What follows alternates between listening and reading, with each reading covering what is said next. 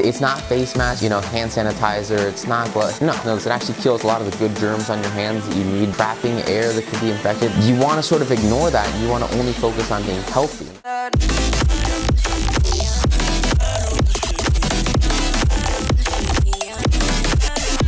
So yesterday I was talking to my friend Ashwin. He's one of my employees who works for me, and he's in Bangalore, India. And Ashwin is on the military police reserve, or at least he was on the reserves up until yesterday, when he got called out of reserves to come and serve the city that he lives in as part of the police force, because the cases in the city had doubled in, I think, the past week or so, which is just crazy. And so Ashwin reached out to me and he said, dude, holy crap, this is going on. I'm like, yeah, no, 100%, take all the time off you need, do whatever you have to do, go serve your country. Like, that's awesome, that's great. When he asked me what was the best way to avoid coronavirus. And he kind of seen some of my work. He works over here on the channel, kind of knows a lot of the stuff I talk about a lot. He asked me, he was like, what's the best thing to do to stay safe? And I said, Ashwin, look, before the virus broke out, I think it was kind of the middle of March-ish, I've been going around a lot of people that, I was a pretty quote-unquote high-risk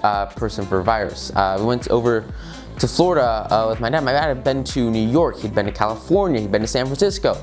He was in New York City, and I've been directly in contact with him, and we were traveling to this Florida, right, which is also right there, right? So for me, I was surrounded by a very, very, very, very high probability of getting the virus. And I was, on vacation, meeting a lot of people, and just on these trips in the airports, right, in the Ubers, in the cabs. For me, it was pretty, statistically, it was a quote-unquote high-risk, case.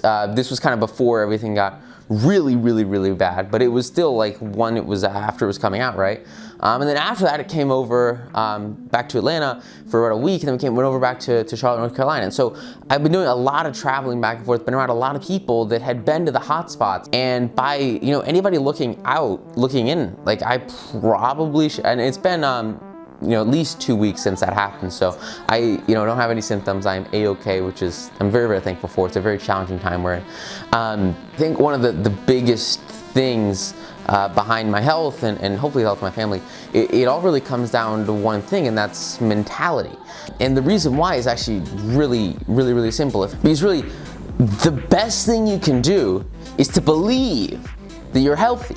And if you believe that you're healthy, what you envision in your mind becomes a physical reality. It turns into its actual equivalent. And if you look at all the doctors, I remember recently a bunch of kids at Tech made 10,000 face masks for all the doctors that are helping support the hospitals, which are overflowing with virus patients. And if you look at these doctors, they're surrounded every single day with dozens and dozens, tons and tons of people that are deathly ill. And yet the doctors themselves are fine. And of course, some of that is, PPE and having safety procedures and stuff like that. But a really, really big part of it, especially looking back in history, when you had doctors treating the Spanish flu, when you had doctors treating Ebola, when you had doctors treating these big pandemics, the doctors themselves didn't get sick, or they would get sick 100 times less often than the general population. And the reason why, the doctors can only wash their hands so many times. They're not particularly different in terms of being a person than you and I.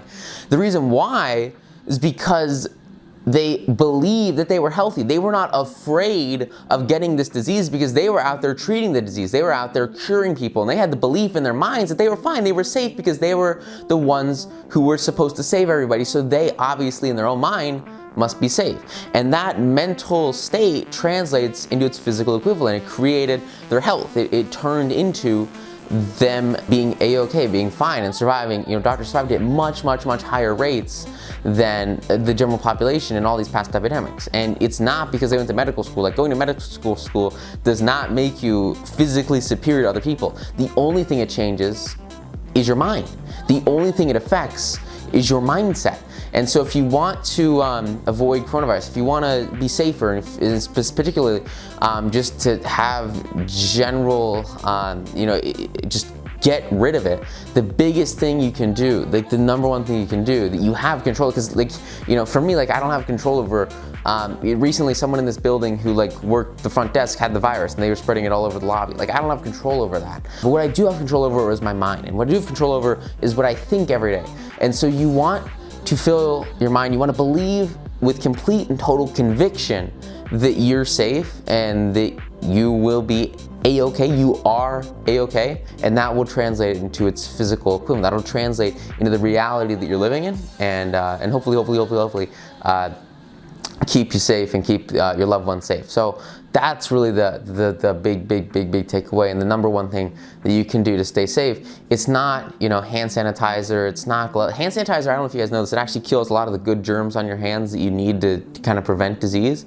So I mean, don't really use that. It's not face masks, you know, trapping air that could be infected. Like, no, I mean, I think those could actually be negative because it puts in your mind fear, it puts in your mind a focus on disease and getting sick.